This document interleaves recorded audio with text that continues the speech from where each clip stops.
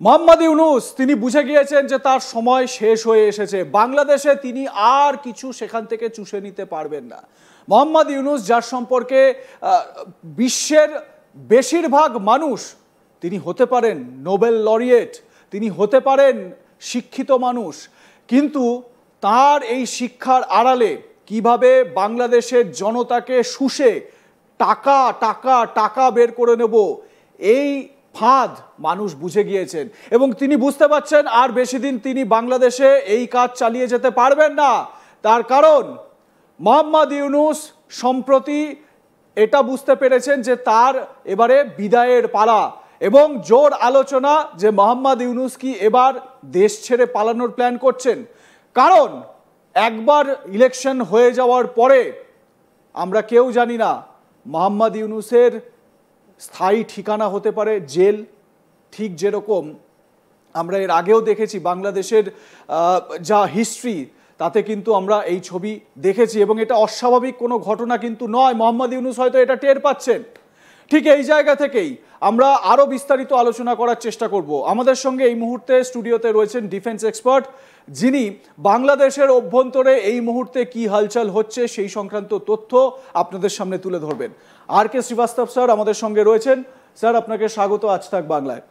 আমরা যখন এই কথা বলছি মোহাম্মদ ইউনূস, এটা বড় একটা স্টেটমেন্ট, বড় একটা বক্তব্য বা বড় একটা বিষয় আমরা জনতার সামনে আনার চেষ্টা করছি। মোহাম্মদ ইউনূস তিনি দেশ ছেড়ে পালানোর প্ল্যান করছেন। কেন এই কথা বলছি, কি কি ঘটনা ইনস্ট্যান্সগুলো যদি আপনি একটা একটা করে বলেন তাহলে আমাদের ভিউয়ার্স যারা রয়েছেন তারা একটু বুঝতে পারেন। দেখুন, এটা আমরা বলি scenario build up. Scenario build up মানে কি কি হতে পারে। এখন আজকে দিনে যখন আমি আপনার সঙ্গে কথা বলছি, আপনি তো ঠিকই দেখিয়েছেন কি 3 জন সেনাপ্রধানকে ডেকে আনি গোপনে কথা বলেছেন, তারপরে ওদেরকে প্রকাশ্যে এনেছেন কি ভাই দেখো আমি এদের সঙ্গে কথা বলছি কি তোমাদেরকে ভালোভাবে ইলেকশন করাতে হবে। আর ইনি এও বলেছেন ইলেকশনের পর আমি পাওয়ার হ্যান্ডওভার কর আমি থাকবো না। দুটো জিনিস বলেছেন। নাও আজকে কি হয়েছে দেখুন, আজ পর্যন্ত কি হয়েছে।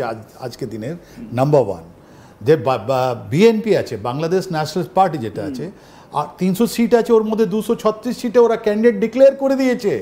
236 candidate has been declared, number 1।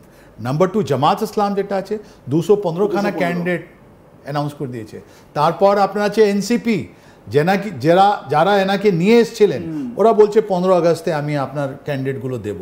তার মানে কি হলো কি ইলেকশন প্রসিজার যেটা আছে, যিনি ইনি বলেছিলেন যে আমি ইলেকশন করাবো, রাইট, ওর একটা পদ্ধতি, ওর একটা জিনিসটা স্টার্ট হচ্ছে। বিকজ 3 মাস আগে আপনার 90 ডেজ আপনাকে দিতেই হবে। যদি ফেব্রুয়ারি প্রথম উইকে 6 তারিখ থেকে 14 তারিখের মধ্যে যদি আপনি ইলেকশন করাতে হয়, তাহলে আপনার নভেম্বর মাসে আপনাকে ডিক্লেয়ার করতে হবে। Now the question is that ও ইলেকশন করাবার যেটা নোটিফিকেশন কোথায়, ওটা কোথায়, কি যেটা শিডিউলিং দেবে কি আমি নমিনেশন এত করব, রিভিউ আর নমিনেশন হবে। একটা ডেমোক্রেটিক কান্ট্রিতে এটা ইলেকশন করাবার সময় যেটা ইলেকশনের যে প্রসেস, ওরকম তো কিছু এখন পর্যন্ত আমরা আজ পর্যন্ত দেখিনি। কিন্তু ইলেকশনের এই যে পদ্ধতিটা স্টার্ট হয়ে গেছে, ক্যান্ডিডেট ক্যানভেসিং, ওয়াল পেন্টিং সব তো স্টার্ট হলো। পয়সা, মাসল পাওয়ার, গান পাওয়ার, লোক আনা জানা সব তো কথা হয়ে গেল। ইলেকশন নোটিফিকেশন কোথায়, ডেট কোথায়, ফিক্সড ডেট কোথায়? কেন মোহাম্মদ ইউনূস ঘাবড়াচ্ছেন? আরে কেন ঘাবড়াচ্ছেন? আপনি দিন না, ডেট দিন। আপনি ইলেকশনের আপনার একটা দিন, যেভাবে ইলেকশন করাতে চান, একটা ডেমোক্রেটিক পার্টি, একটা ডেমোক্রেটিক সিস্টেমকে রিটার্ন হতে হবে। ইনি ঘাবড়েছেন জানেন কেন? ইলেকশনের পর এনার কি হবে, হামারা ক্যা হোগা, আমার কি হবে ইলেকশনের পর। যখন উনি বলছেন আমি মার্চ মাসে আমি ইলেকশনটা আমি করার পর আমি চলে যাবে, কোথায় যাবেন আপনি? আর এই যে এক বছর থেকে বেশি আপনি আপনি ডিসিশন নিয়েছেন, যার ইকোনমিক রেমিফিকেশন আছে, ইন্টারন্যাশনাল রেমিফিকেশন আছে, পলিটিক্যাল রেমিফিকেশন আছে, অনেকগুলো জিনিস আপনি তো করলেন, অনেক লোককে আনলেন, অনেককে নিয়ে গেলেন, তাহলে আপনার কি হবে? ওটা অ্যাকাউন্টেবিলিটি কি হবে? আর এর সঙ্গে আপনার হয়েছে জানেন 2-3টে জিনিস। ও 2-3টে জিনিসের মধ্যে ইউনূস মনে হয় ফেসে গেছেন। উনি এখন ডিপ্রেশনে আছেন। ওনার যতগুলো কলিগ আছে ওরা বলছে ইউনূস কাঁদছেন। উনি বলছেন আমাকে যেতে দাও, ওর আগে যেতে দাও, আমরা চাই যে এই ইলেকশনটা হোক, আমাকে কিন্তু ওর আগে যেতে দাও। কেন? যে কথাটা হচ্ছে ইনি 1 বছর ধরে একটা ইলিগাল ইন্টারিম গভর্নমেন্ট, যার কোনো কনস্টিটিউশনাল ভ্যালিডিটি নেই। তাহলে কি আমার ঠিক এইখানে স্যার একটা প্রশ্ন, সেটা হচ্ছে গিয়ে এই ইন্টারিম গভর্নমেন্ট যেটা মোহাম্মদ ইউনূস নেতৃত্ব দিচ্ছেন, এই ইন্টারিম গভর্নমেন্টের মেয়াদ 3 মাসের জন্য ছিল। এবারে দেখা যাচ্ছে যে তিনি, আমরা তো দেখছি যে অগাস্টের পর মানে 8ই অগাস্ট থেকে তো এখনো তার সরকার চলছে, ইন্টারিম গভর্নমেন্ট চলছে। এবারে প্রশ্ন হচ্ছে যে মোহাম্মদ ইউনূস কি বাংলাদেশের সংবিধান অনুযায়ী নির্বাচন কন্ডাক্ট করতে পারবেন, মানে তার সরকার তার অ্যাডমিনিস্ট্রেশন কি কন্ডাক্ট করতে পারবে, নাকি এই ইলেকশনের জন্য নতুন আরেকটা ইন্টারিম গভর্নমেন্ট তৈরি করা হবে, যেই ইন্টারিম গভর্নমেন্ট এই ইলেকশন কন্ডাক্ট করবে? আপনি কি বলেন, মানে এটা কি বলছে বাংলাদেশের কনস্টিটিউশন? আপনি তো সব বলে দিলেন যে একটা দেখুন, প্রথমে ইন্টারিম গভর্নমেন্ট করার পার্লামেন্টারি, এটা আজকে যে amendment constitution 15th amendment constitution Bangladesh যেটা আছে, ওর মধ্যে আপনার কোনো এরকম প্রভিশন নেই কি ইন্টারিম গভর্নমেন্ট হবে, নাম্বার 1। এনার কাছে এখনো প্রাইম মিনিস্টার শেখ হাসিনাবাদকে আমরা কেন বলি প্রাইম মিনিস্টার শেখ হাসিনাবাদ, ওনার কোনো জায়গায় রেজিগনেশন লেটার আমরা পাইনি। তো ইন্টারন্যাশনাল কোর্ট অফ জাস্টিসে উনি যখন যাবেন তখন উনি বলবেন কি আমি তো prime minister, they have force me to resign, they have আমাকে ফোর্স করে এরা তাড়িয়ে দিয়েছে, রাইট, নাম্বার 1। নাম্বার 2, ওরা বারবার বলেছে কি আমি সুপ্রিম কোর্টের জাজের কাছে গিয়ে আমি একটা অ্যামেন্ডমেন্ট নিই, এটা অনেক রিপিট হয়ে যাচ্ছে, আমি বলতে চাইছি না, ইট ইজ ইললিগাল গভর্নমেন্ট। তা এই ইলিগাল গভর্নমেন্টের মধ্যে এর সুপারভিশনে কি ইলেকশন হবে? আমার মনে হয় না। বিএনপি এটাই বলেছিল কি তোমাদের সঙ্গে তোমার যে ইন্টারিম গভর্নমেন্টে আছে অনেকগুলো ওরকম লোক আছে যারা আপনার আগস্ট মাসে অনেক টাকা আমেরিকা থেকে পেয়েছিল, ওদেরকে তুমি রিজাইন করো। ইনি বললো আমি ডিসাইড করছি, আমি ডিসাইড। ইনি আজকে আইসোলেট হয়ে গেছেন, আর অনেকগুলো অ্যাম্বিগিউটি দেখা যাচ্ছে।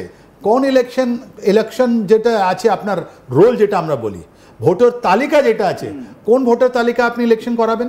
ইলেকশন নোটিফিকেশন আপনি কথা বললেন, তাই ইলেকশনের জন্য তো একটা ভোটার তালিকা হবে, অনেকগুলো ওর মধ্যে ডেট আছে, ওর মধ্যে অনেকগুলো ভুয়া আছে।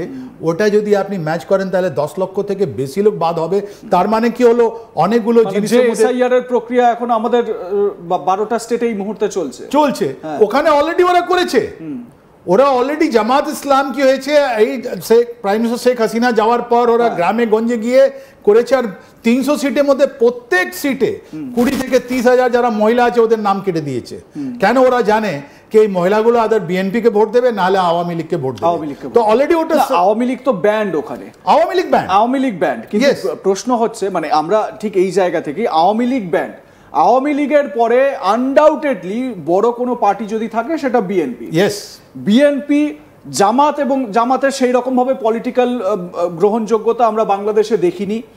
কিন্তু তা সত্ত্বেও এই মুহূর্তে আমরা যদি বলি যে কিছুটা ক্ষমতা হয়তো জামাত গেইন করতে পেরেছে, কিন্তু আলোচনা সব থেকে বেশি করা সেটা হচ্ছে নতুন যেই এনসিপি, একেবারে বাচ্চা বাচ্চা ছেলে যাদেরকে ক্ষমতার অলিন্দে টাকা দিয়ে ভরিয়ে দেওয়া হয়েছে, তারা সেখানে একটা রাজনৈতিক দল করেছে। তারা আবার এই গোপালগঞ্জের ইনসিডেন্টের পর এখন ভয়ে বাড়ির থেকে বেরোতে পারছে না, এই রকম একটা অবস্থান।